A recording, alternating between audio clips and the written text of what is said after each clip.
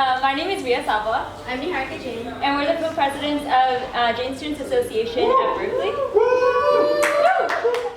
So Jain Students Association, also known as JSA, we started this organization just last August. And we started it for the goal of bringing together the Jain community at Cal, also creating an opportunity to give back to the community and to educate ourselves further in Jainism. But since August, we've learned that JSA has become a lot more than that. Not only have we become a family at Cal, but we've also taken it upon us to create a positive experience and to enrich the lives of our peers at Cal and to create positive social change. And that brings us to today's topic, which is Vipassana Meditation, which means seeing things as they really are in an effort to find inner peace. We're really excited to have Sparsh Jain with us. Sparsh Jain. Over the past couple of weeks, we've gotten to know Sparsh very, very well. And so he's a freshman who calls Dubai and UC Berkeley home. He hopes to own his own business one day. And also it's his birthday tomorrow. That's another thing that's happening. So yeah, with further ado, let's start the talk and then stick around for questions and the discussion after.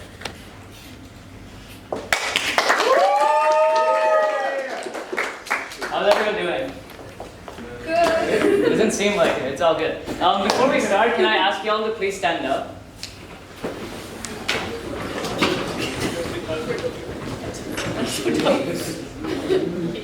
All right. Can you please take a little step to your left? If there's any space. Can you take a step to the right?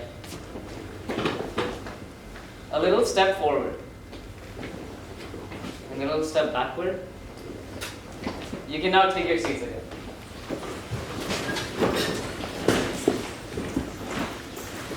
The reason why I asked you all to do this is because my father told me that if you're able to move an audience, you did a pretty good job.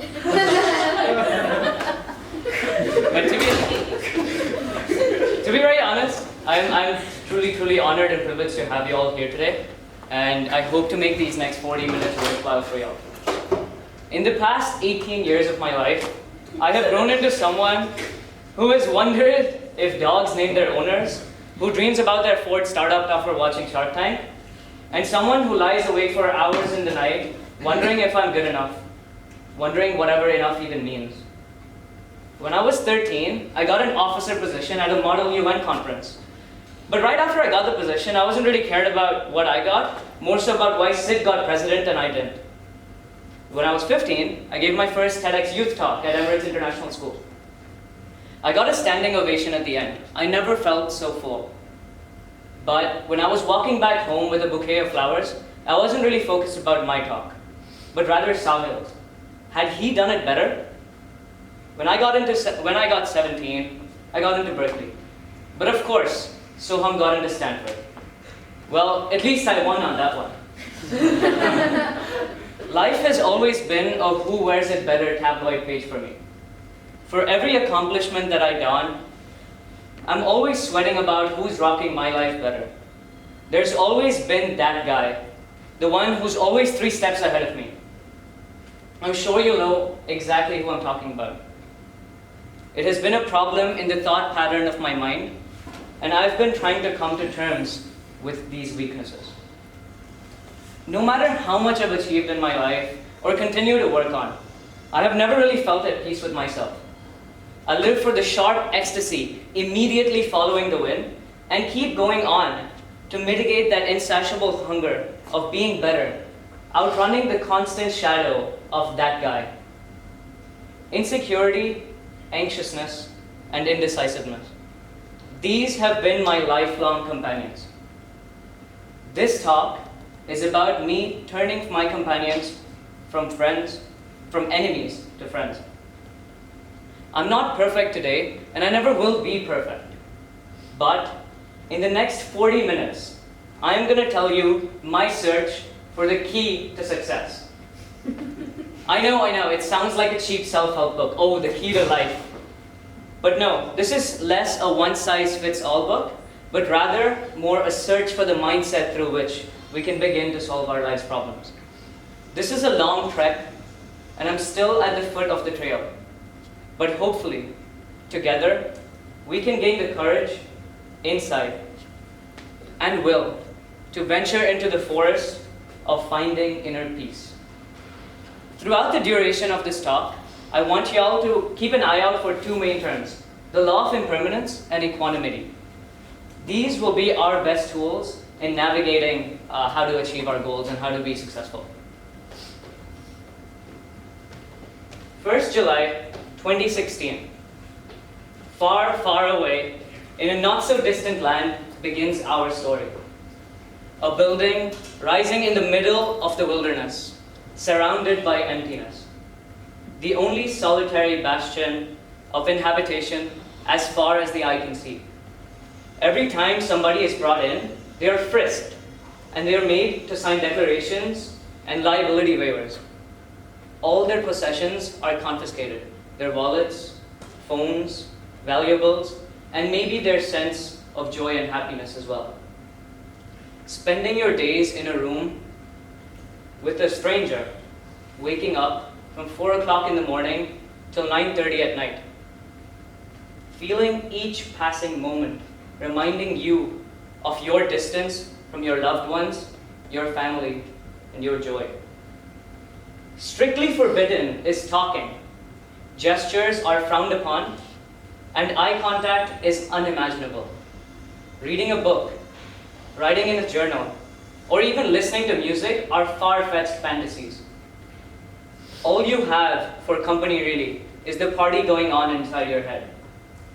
Does this sound like a prison camp to you? Or even solitary confinement? Well, this, ladies and gentlemen, is what a Vipassana meditation program consists of. And this is exactly what it's not. Breaking every wall of definitions, this place is where I found my liberation, and against all predictable odds, set myself free.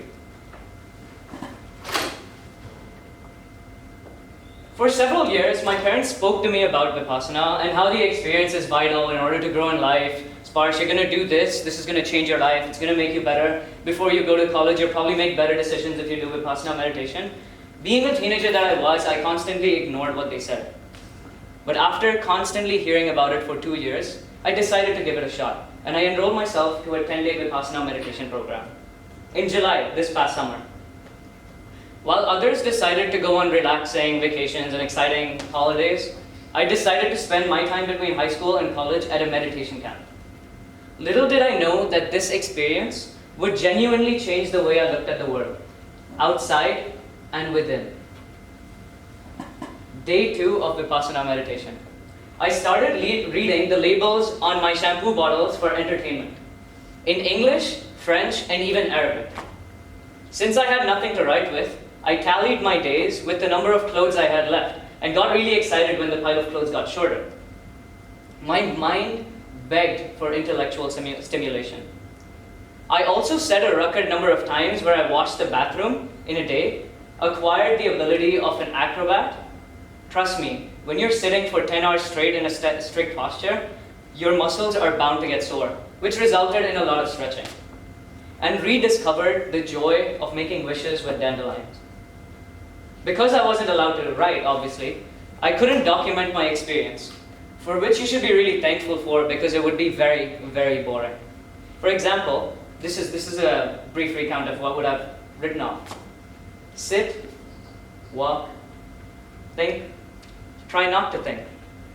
Sit some more, stretch, obsess, realize that I'm obsessing, sit again. But here's a brief recount of my progression into mild insanity. By the 3rd day of meditation, I practically knew all of the exit routes from the center. But I realized that it was not so much about leaving the place, but actually getting rid of all the thoughts that overwhelmed me. When you're not allowed to speak, neither verbally nor through gestures, for 10 days, all I had was myself and my explosive mind. I felt myself going insane as each day passed. When I had nothing else to think about, my mind turned into a mixtape. My initial meditation sessions were practically Spotify on shuffle. However, what really overwhelmed me was my habit of attaching memories to specific songs, and those songs coming back to haunt me. And that kept happening. During one of the meditation sittings, a song really got to me, and tears just started flowing out of my eyes. I had no idea why. Maybe it was the fact that I wanted to get out of the place. Maybe I missed my sister. Maybe I was nervous about my IB final results. Maybe it was a combination of all of the above. I was scared.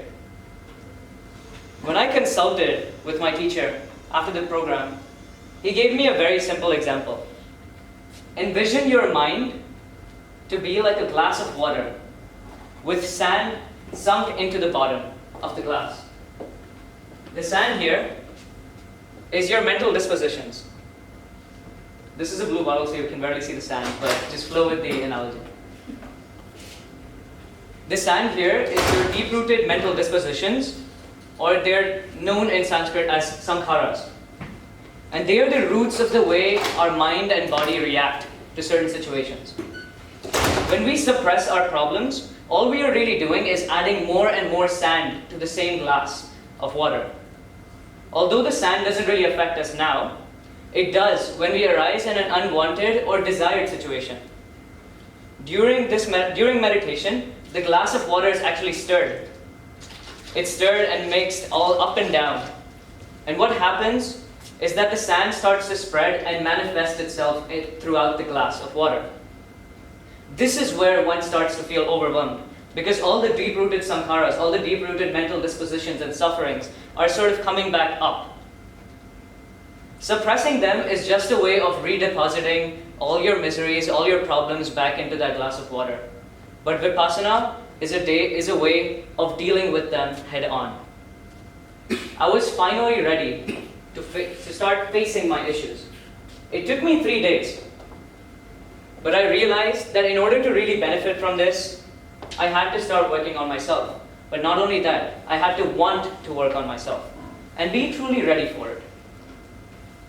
Now that I was feeling ready, what helped me towards solving these problems was 2 things: the law of impermanence and equanimity.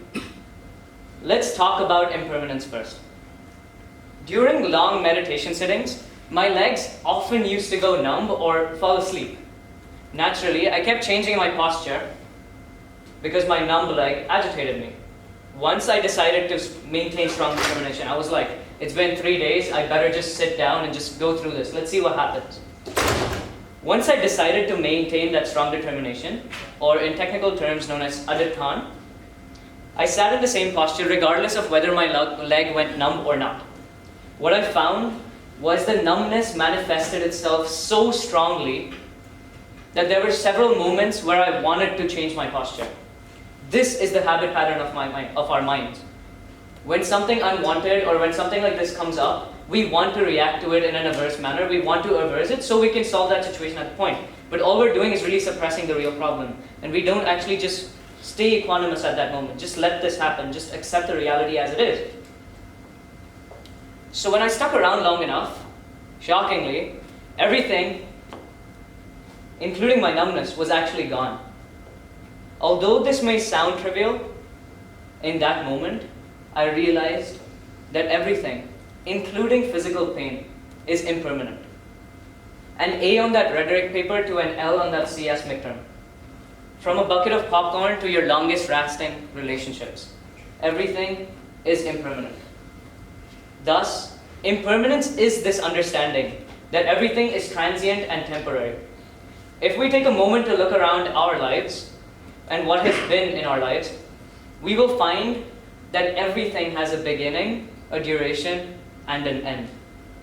There is no exception, from thoughts to relationships, from entire galaxies to the tiniest biochemical processes in our human body.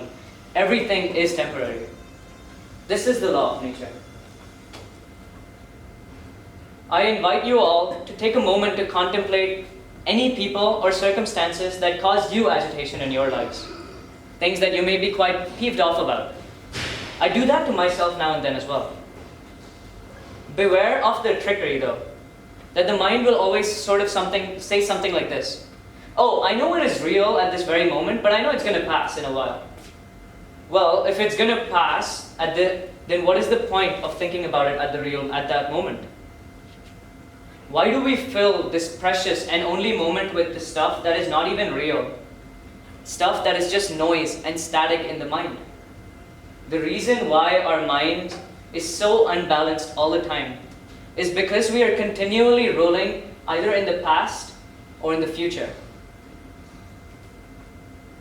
Just like our initial exercise, our mind is basically our driver. We keep continuously going back and forth, left and right. We are almost never in the reality of the present. The human mind thinks in two very distinct patterns and generates emotions in response to them. Our mind has two types of thoughts really, when you sort of simplify it. Pleasant and unpleasant. We tend to attach an emotion of craving towards our pleasant thoughts and aversion to the unpleasant. A simple example of my experience with craving and aversion is simply with opinions and feedback. I've always been fishing for compliments and crave for the attention everywhere I go with every person I meet. And I loved it when someone said something good about me, but completely hated it when someone wants to criticize me. I used to immediately actually get defensive when someone wants to criticize me. Here, craving and aversion are basically two sides of the same coin. When you're averse to something, you're also craving its absence. In my opinion, the most important point is that we don't actually desire the things in themselves, but only the sensations that we associate with them.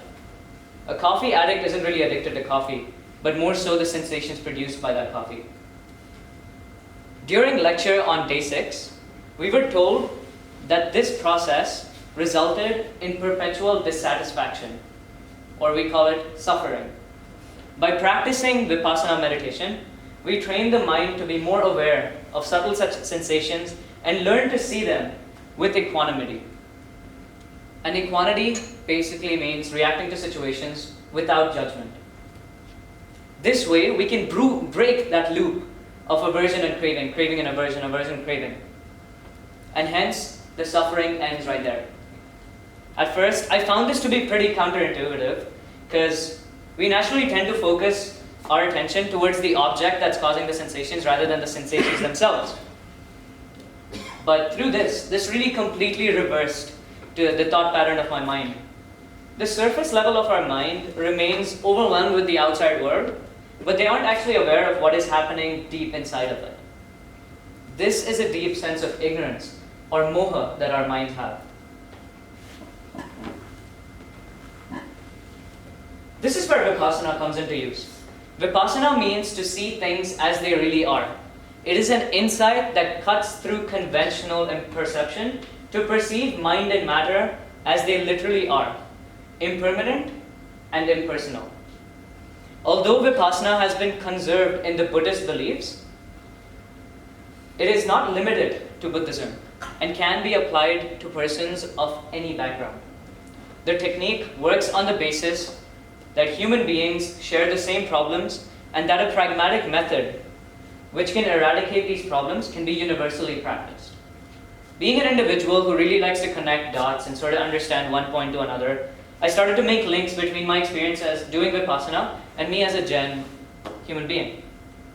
To see things as they really are is the same as Samyak Darshan in Jainism, which means having the right faith. According to Jainism, Samyak Darshan is actually the first step towards liberation. One